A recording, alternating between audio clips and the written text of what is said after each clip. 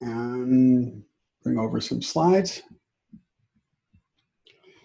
and start at the beginning.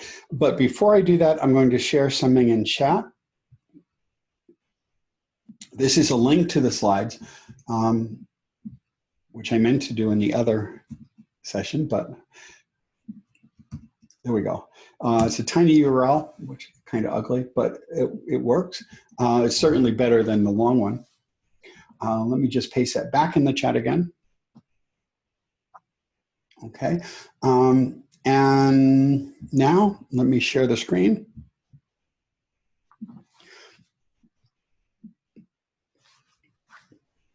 In the last session, we were talking about open pedagogy projects in general, and a couple people were there, and I ended up talking more about this project, the book project, but I'm going to go into it a little bit more detail here than how we talked about it last time.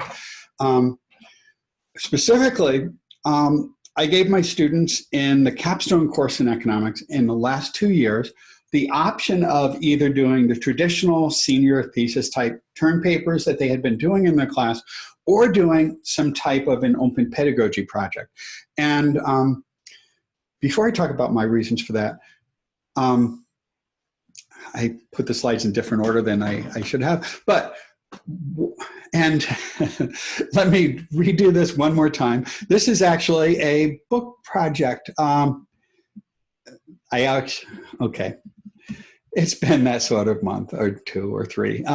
One more time. So why might you think about using a student book project before I talk about why I did it? When students are creating a project, especially something that they're going to be sharing publicly, they get so much more actively engaged. They take more ownership of it. It tends to be very much more motivating, and it's a form of active learning. They're not just learning things to repeat them on an exam and then be done with it, that they're creating something that has a life that lasts beyond the course they're taking. It helps students create and deepen connections when they have to engage with a subject in more detail. It's very much more motivating when they're creating something that they're sharing publicly. And they're more engaged, as I've said a couple of times. And this is a term that I used in the last session too, but I think it's worthwhile thinking about in that it's a non-disposable assignment. That this is a term that was phrased by David Wiley, the founder of Lumen Learning, and Robin DeRosa uses it quite a bit as well. And basically the notion is that so many of the assignments that we give our students are assignments that they put a lot of work into, or they take an hour or two doing if it's an exam, and then they never use it or see it again. So they may have to write an essay or a paper, they may have to take an exam, but if they're doing it outside of Blackboard, they submit it, they get it back, and they might keep it, or they might end up putting it in the trash when they're done. If it's in Blackboard, they don't really have much of a choice about that unless they save a copy of it.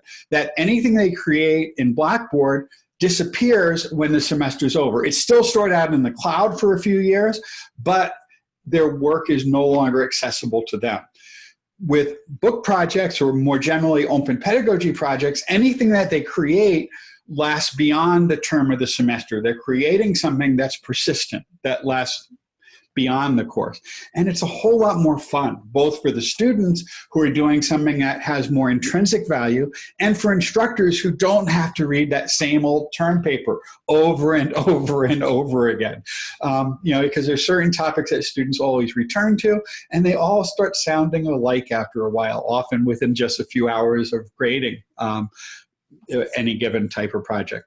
And it also reduces academic dishonesty, because what they're creating, because it's going to be shared publicly, at least within the class, but perhaps more broadly, they know it's perhaps more likely to be detected. And, they're also creating their own work, and that has more value, and they tend to put more effort and work into it. And what got me interested in doing this is I listened to a podcast that Robin DeRosa did on the Teaching in Higher Ed podcast about 2 years ago now. Then she was a keynote speaker at CIT in 2018. I went to her talk there. I was really enthused about it. Rebecca and I went up to her at the end and said, would you be willing to do a podcast with us? And she said, sure. And Mark McBride from SUNY SUNY Central was behind us and said, would you like to have her come to your campus and do a talk? And so we invited her to campus. We then did a podcast, we did a presentation, and she pretty much, I'm just going to take a picture of all the names for attendance purposes so I don't forget it like I have in some of the others. And she convinced me that these projects were worth trying. So after her visit here in the fall of 2018, in my 2019 capstone project class, I gave students some alternatives. I said, one alternative, we'll do whatever you guys want, but one alternative is you can do the traditional term papers that we've always done in this class. You'll have some, you'll get to choose your topics and you'll do some type of research on a topic. Or we could do a couple of other things. At the other extreme, you could all collaborate on some type of a joint collective project where you all work towards something, where you work on different components that builds to the whole project. Or we could do something in between where you work on your own project, but then you create, but if there's some sort of general theme, it could be like a collection of essays on that general theme. And they chose to try to do one theme. And last year when I did it, they came up with a bunch of topics, probably 10 or 12, maybe 15. We went through them, we talked it over, we had them vote on them. And then what happened is there were 7 or 8 that they wanted to do. And all the topics that they were most interested had to do with income inequality, or the effects of education on income, or on discrimination, or on the returns to education. And what became pretty clear is all the things that we're talking about were either causes or consequences of income inequality. So that became the main theme. And they broadened a little bit because they also wanted to talk about mobility from generation to generation, and why we're seeing reduced mobility, why it's harder for people to escape from poverty and move into higher income quintiles. So they chose the topic of income inequality and intergenerational mobility. They broke up the topic to a large extent into the things they had already talked about, and they all worked together on creating a book on this. And I gave them some suggestions. I thought of some things that I found interesting. They didn't like any of my ideas, but they came up with their own. And that's part of the value of these projects, that you're giving students more of a voice and more say in what they're going to do in the class. So each year they selected their own topic. Last year it was income inequality and intergenerational mobility. This year it was a little bit different, but they were looking at reasons for wage differentials, explaining why wages differ across time, across people, across occupations, across races, across gender, and so forth. And so they were looking at economic explanations and studies of why we see all these wage differentials. And they were pretty passionate about both topics. So they had a lot more intrinsic motivation. Now, what we did is, once they came up with this general theme, we had a whole class discussion, and we shared a Google document. I was displaying it on the screen, but they were there editing it as well. This was while we were still in the classroom. And well, last year, in both cases, we did it in the class. They selected the chapters, and then we split up the groups. The first time I had them split into groups, I let them choose the groups if they knew other people, and then I randomly assigned other people to those groups. But then I went to a workshop that our Dean, Kristen Croyle, put together on formulating teams and so forth, or using group discussion or group projects. And one of the things she suggested is that that's not a very equitable way of breaking up teams. And it was obvious once, she suggested that. And they wanted to do that the second term. I said, in last year, I know we did it this way, but I think we should use some other criteria to divide up the class. And the reason was that, and I noticed this last year a little bit, that the teams where everyone wanted to form teams were generally students who had more classes together, they knew each other, they were more tightly networked, and that ended up with somewhat unequal grouping in terms of students. So what instead I did was I asked them just a simple question of how many classes they had in, I had them fill out a little form, It was just a one-question form asking them, well, their name and how many semesters they had of statistics or econometrics, because that was going to be incorporated into their project this time. And then I just got that. I sorted that from highest to low and then just divided the class up. So I went 1, 2, there were 8 groups this year. There were 9 last year. So I just went down the list this time, 1, 2, 3, 1, 2, 3, and so forth. So all of the classes had someone with more backgrounds in statistics and econometrics, and all of them were balanced. So they had some people with a fair amount in that, others with a moderate amount, and some who had less background in that. They all had at least a couple of classes, but it allocated people so that there was a fairly even mix of people across groups in terms of at least their ability to understand econometric studies, statistical analyses, and so forth. And I think the group dynamics were a lot better because in part, when students form their own groups, they sometimes would get distracted and wander off when they were working in groups in class and start talking about other things. But when the group was formed explicitly for the class project, that was the binding theme. They were there to work with each other, and they bonded very well in each of the groups. There was a couple of problems where someone was slacking, but that always happens to some extent with group projects. We did some group processing to address that. You know, and in a couple of cases, I talked to a couple of students, and you know, when the students were not able to completely resolve it, and in general, it worked pretty well. But so we split up the groups, and then the next question was how to assign the groups to the chapters. So what I tried doing, this is something an economist would be more likely to do, is I gave each group 10 points that they could vote for the chapters they most preferred working on. And I let them allocate them however they want. So if they really wanted one topic, they could vote all 10 points for that. If they were indifferent between 3 of them, they could choose 3, 3, and 4 somehow. Or they could weight it where they might go 5, 3, and 2, for example. And so I collected, this was just on scraps of paper, I collected that, and then I just went through. For the first chapter, one group allocated all 10 points to that, so they got it. For the next one, I think one group had 7 or 8 allocated to that. They got it. It ended up with both years when I did this, each group ended up with either their first choice or their second choice. It might not have worked that way, you know, but it did work out so that each group ended up with one of their most preferred chapters. And that worked probably by chance, but it worked pretty well twice, 2 out of 2 times. So the whole project was scaffolded. There was a whole group discussion where, because we had already been talking about topics, we did it basically on the computer, again, a Google Doc, but we put together an outline for the chapters in terms of at least we had the main chapter titles, but then we went through and talked about what types of subtopics each group would work on, and then that got fleshed out later, but that was at least a starting point. And then at the next stage, the groups took those outlines for the next week and put together a somewhat more detailed chapter outline.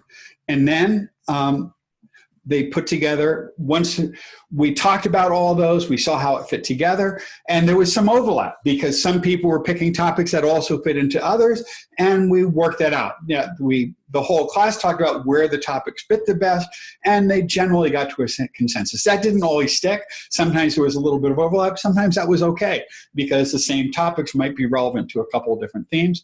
The next stage is they put together a bibliography, and then the following week they put together an annotated bibliography, and then a few weeks later they put together a first draft of their chapters, and then they put together a second draft, and then they submitted the whole final copy right before, well, in the last week of the semester, right before finals. And all the way through, there was continued feedback from me at each stage, as well as from the peers. And the way that we did the actual writing, they worked in shared Google Doc group folders. So there was a class folder where everything was shared. Then there was a folder for each of the chapters, and the students could see any of the work in the other chapters, but they wrote only in their own. And the way I could assess the work of individual students was something that came from from a friend of mine at the University of Buffalo who had 100 students write a book together, is to have each student contribute in their own text color. So basically they picked a color while they were working Google Drive, and they just blocked all their text that they contributed in that color. So I could pretty easily go through for each student and evaluate the work according to my rubric based on just their own contributions. And I also did a survey, not so much for the writing of this, but for some of the other joint tasks, where they each rated how much was contributed by the other group members. And there was usually pretty much agreement among those. Even the people who didn't do as much, there were a couple of those recognized that when they rated the contributions of the others. So that worked out pretty well. But an interesting thing is, in terms of providing feedback, the feedback was all provided using the Hypothesis app in Blackboard. And I may still have this open. I showed this briefly last time. The way that worked is, this is actually their second stage rough draft. I took all their drafts and I posted them in Blackboard using the Hypothesis link. And what that allows you to do is, and you can see the different colors in there, is you could take any of the students who were assigned to provide feedback could block a section of the test and choose to annotate it. And then they could write comments on that.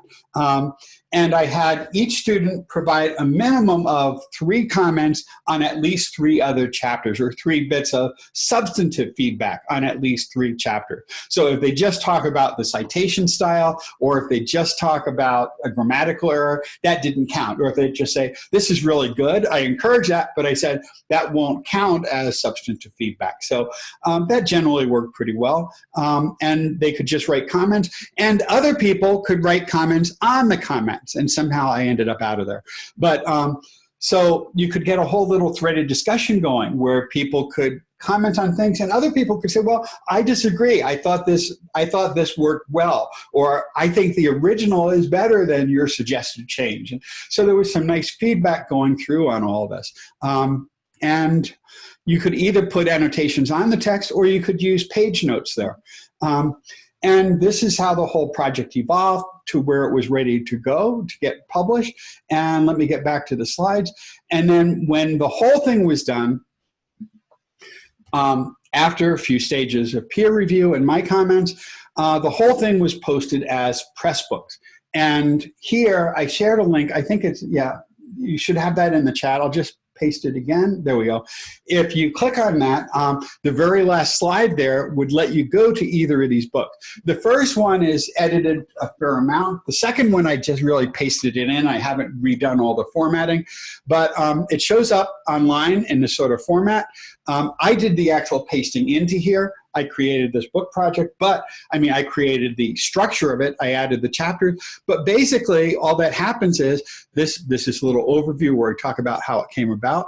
But if you go to the contents, you can see the individual chapters by the students, you know, and it's formatted in a pretty nice way. So if we go over here, this was written by these 3 students, and it's their output. They can link to it, they can share it. We did a podcast with them last summer where right at the very end of the semester, we recorded it. And they talked about how they really enjoyed the project because they were creating something that they could share with their parents, they could share it with their friends, you know, because they said their parents really never knew what they were studying in economics.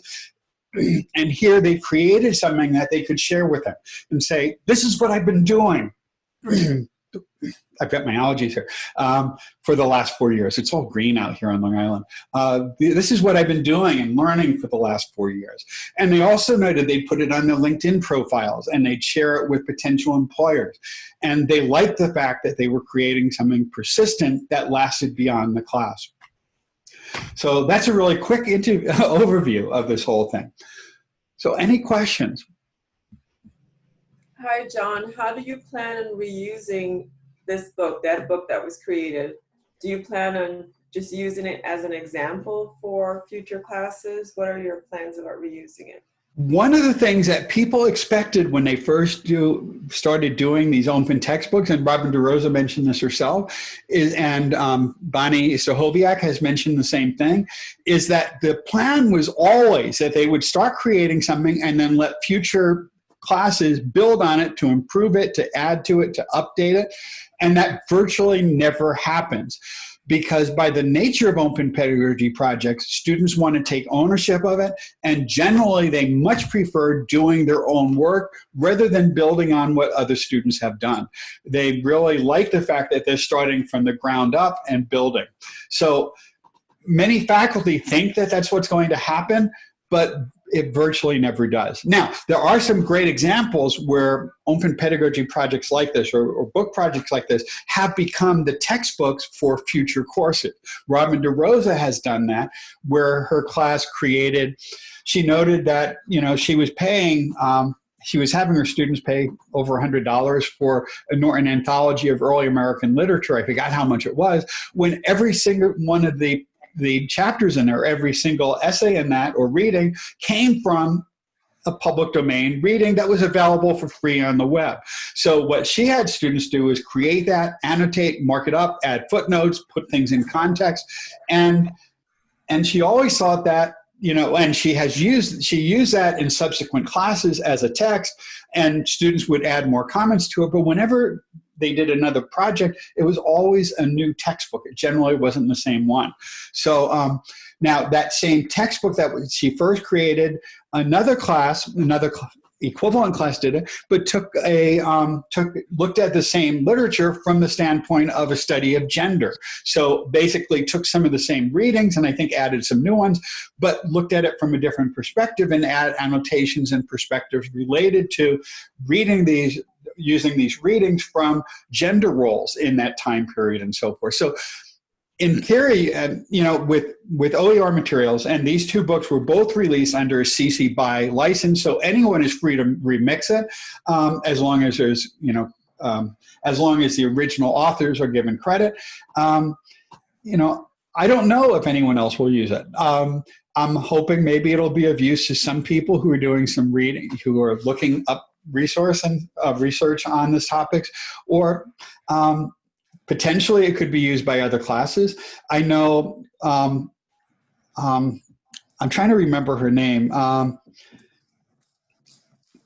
The person in Buffalo, Jessica, I can't remember her last name, but in any case, she was teaching a course in wellness, actually, and there were 3 things she wanted to talk about. She couldn't find any 2 of them in the same textbook. Each of the 3 textbooks she was looking at for the class cost at least $160, and one was like $240. So students would have had to pay $700 or $800 for all of the books together that contained all the things she wanted to do.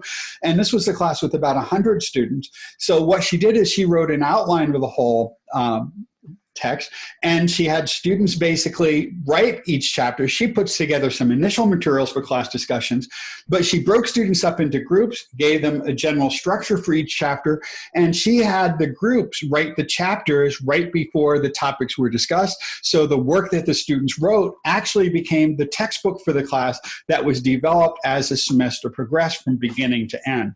That's a really effective use of this sort of process. You know, having 100 students create a joint project is kind of intimidating, but she's a kind of an impressive person. So yes, it would be nice to have some future use and vision for it, but for now, it's something that students created that's out there publicly that they can refer to and share with other people. John, I just have a question about intellectual property and copyright issues. Let's say students create a book and want to then publish the book for profit. Is that, how does that work? As long as the license permits it, that can be done. I talked about that up front. I said, how do you want to share this? Do you want to share this to allow anyone to use it? Do you want to prohibit commercial use? And they chose the least restrictive Creative Commons license, which means if someone wanted to use this and publish it, they could, as long as they provided credit to the original authors. So if they wanted to publish this themselves, they could. In fact, because it's on Pressbooks, what I gave the students the option is if one of them wanted to create cover art that met the Amazon's Kindle standards in terms of the resolution, the CMYK colors and so forth, I would be happy to submit it because there's a direct export to a Kindle format. It could be uploaded to the Kindle store, and then in principle, it could be sold. But I told them if you wanted to do this, we'll put it up there. You could download it on a Kindle for free, and you could share it with your friends and so forth. So they just like the fact that something they created was out there publicly. So, but it could be done where students maintain the copyright to their individual components, or it could be done, where, that would get a little bit trickier. It was kind of the most typical type of restrictions is either just a CC BY requiring attributions, or the CC by what is it? It's basically not for profit. I forgot the delineation there. There's a 2-letter acronym for that, abbreviation for that. Or non-commercial, NC.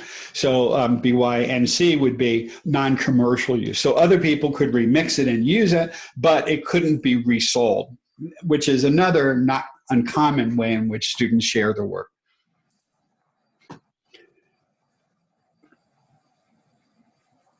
John, thanks for the presentation. Really like this idea of having students write a book as part of a class. I definitely see a couple opportunities for me to use it. But the thing I guess I'm most uncertain about is how to assess the student work. I was wondering if you'd be willing to just kind of talk about the rubrics that you use, or just in general, how that assessment was done. Yeah. I did use rubrics on each of the writing stages, and basically there I wrote, I had their accuracy, a little bit based on their organization, some based on grammatical structures and so forth, the quality of the arguments they were providing, and also about the logic, the transitions between the sections, whether there were smooth transitions or whether it looked like, if you remind me, I can download those and share them with you. Send me an email and I'd be happy to share that with you. Thank you very much. They weren't terribly elaborate. Much of this was done just through discussions, because each time before the next stage started, we all talked about it as a whole class, and we went through each chapter, and people, in addition to the comments that were shared using the annotation, people also talked about it and say, we really like the way you did this, but maybe it shouldn't look as much like it was written by 3 separate people who didn't really talk to each other, just to make it sound more like it's written in one voice, because that's always an issue with group work of that sort. Mm-hmm. But I did use rubrics through it, so, and I'd be happy to share. I just haven't downloaded them separately. Thank you. Welcome. Any other questions? Just want to maybe suggest the library's Oswego DL, the digital library that the Penfield Library hosts. That might be a place also to host this kind of creation if you're considering where to host this. I know Leah Wilson has done something with Oswego DL and her student work as well. Okay. Yeah, right now it's out there on the public web. It's searchable under the keywords, searchable under the names and so forth. But certainly having it in Oswego wouldn't be bad. Right now it's only available online, although you could download it as a PDF. So I suppose a PDF version of it could be placed there. Okay, we're kind of out of time. I got to get ready for the next session. But if you have any questions, I'm happy to answer any of them. I had a lot of fun with it, and the students generally did too. Thank you, John. Thanks. Thanks, John. Thanks. Thank you. Okay, I'm going to stop the recording and